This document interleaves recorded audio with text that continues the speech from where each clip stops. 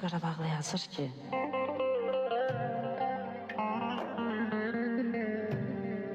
düşünüb tapmırsan hələ də sirrin, görəsən kimlərə qalacaq dünya.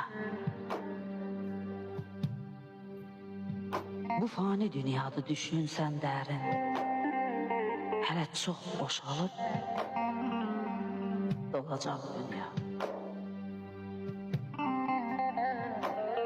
Özünü öldürüb heç ona yanma.